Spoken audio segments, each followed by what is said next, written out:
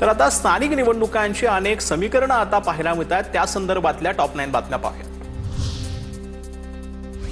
महायुतीतल्या वरिष्ठांचे आदेश जुगारत स्थानिक पातळीवर नेत्यांच्या कुरघोड्या सुरूच। जामनेरमध्ये शिंदेंच्या 2 महिला उमेदवार निवडणुकीतून माघार घेत भाजपात, तर हिंगोलीत भाजपच्या उमेदवाराकडून अर्ज मागे घेत शिवसेनेत पक्षप्रवेश।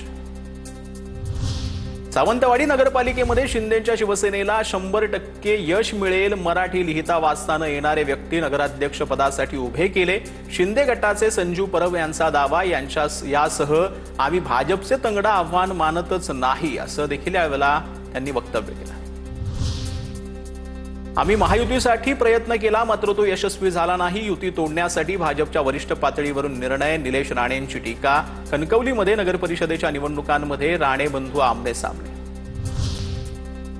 मुख्यमंत्री फडणवीसांचा मी कोणताही शब्द मोडला नाही। लोकसभेला आजारी असताना भाजपा उमेदवाराला 15,000 मताधिक्य दिलं। शहाजी बापू पाटलांची प्रतिक्रिया।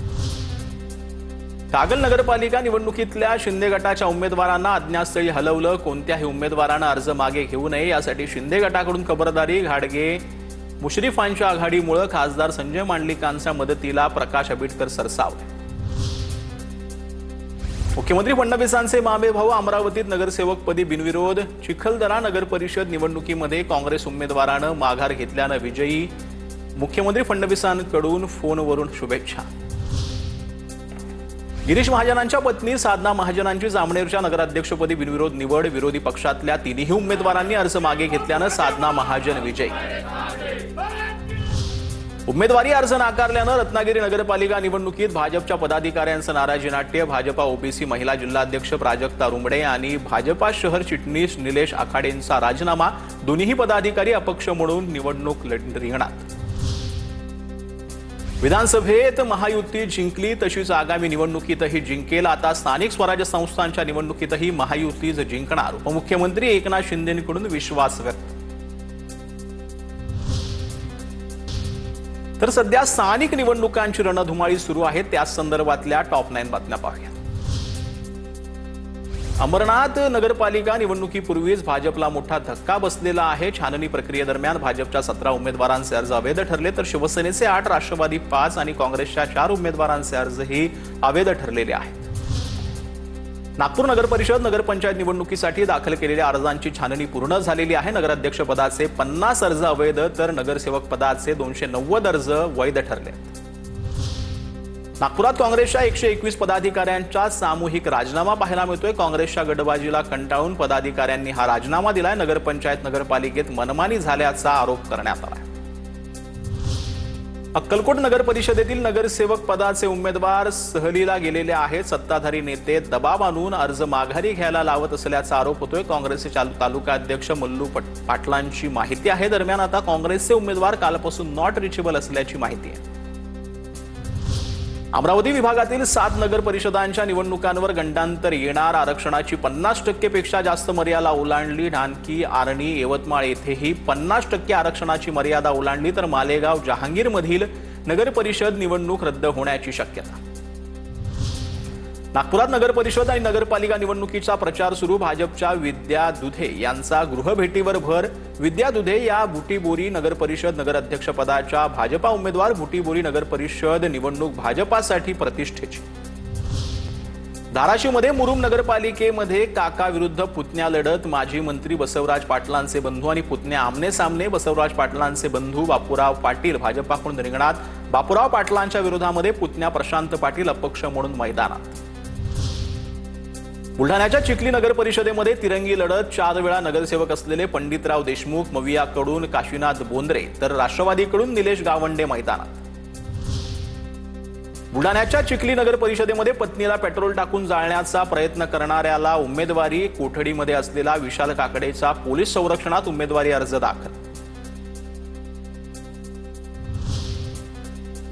तर नांदगाव नगर परिषदेमध्ये राजकीय घडामोडींना वेग आलाय। माजी नगराध्यक्ष राजेश कवडे नगर परिषद निवडणूक रिंगणातून बाहेर झालेले आहेत। कवडे यांचा नगर परिषद निवडणुकीतील शिवसेनेचा अर्ज अवैध ठरल्यानंतर अपक्ष अर्जही मागे घेतला। रत्नागिरी शिवसेना नेते रामदास कदम यासोबत गृहराज्यमंत्री योगेश कदम आणि भाजपचे नेते वैभव खेडेकर यांची बंद दाराआड चर्चा झाल्या।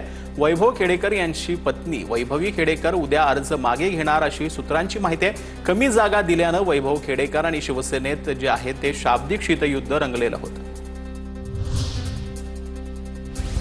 तर आता कोल्हापुरातील कागलनंतर आता शिरोळमध्येही कट्टर विरोधक एकत्र आले। शिरोळ तालुक्यातील शिरोळ आणि जयसिंगपूर नगर परिषदेसाठी महाडिक आणि सतेज पाटील गट एकत्र आलेत। महादेवराव महाडिकांची तारा राणी आघाडी आणि सतेज पाटलांच्या काँग्रेसचा गटही एकत्र आल्याचं पाहायला मिळतं।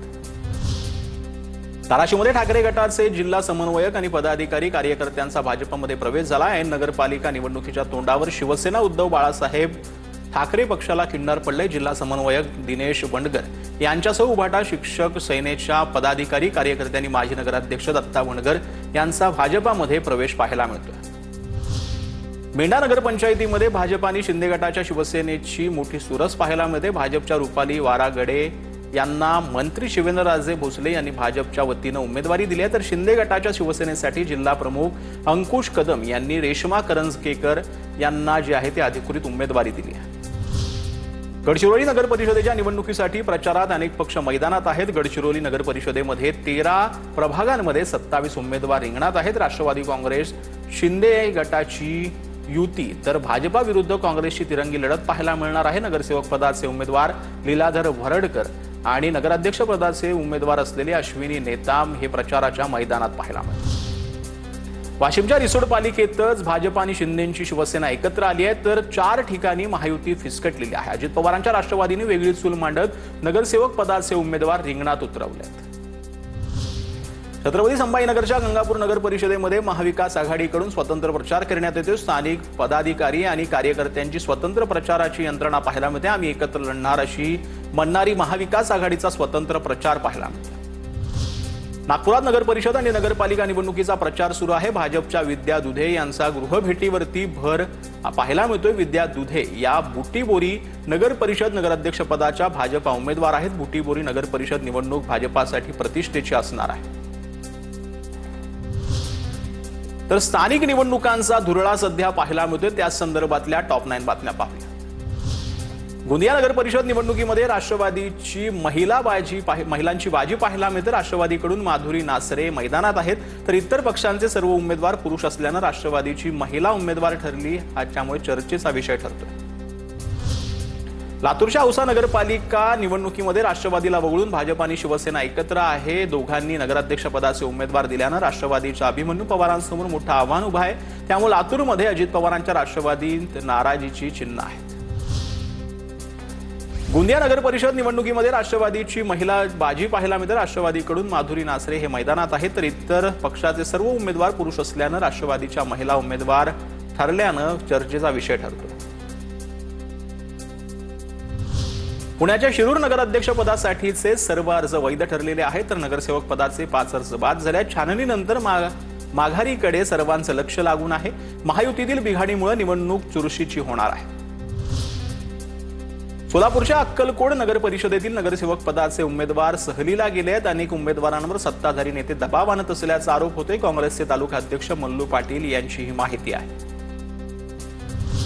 भाजपला हिंगोलीमध्ये 2 धक्के पाहायला मिळतात। हिंगोलीतील वॉर्ड क्रमांक 16B आणि वॉर्ड क्रमांक 9 मधून भाजपच्या उमेदवारांची माघार पाहायला मिळते। वैद्यकीय कारणास्तव निवडणूक मधून माघार घेतल्याची विजय काळे यांची प्रतिक्रिया आहे।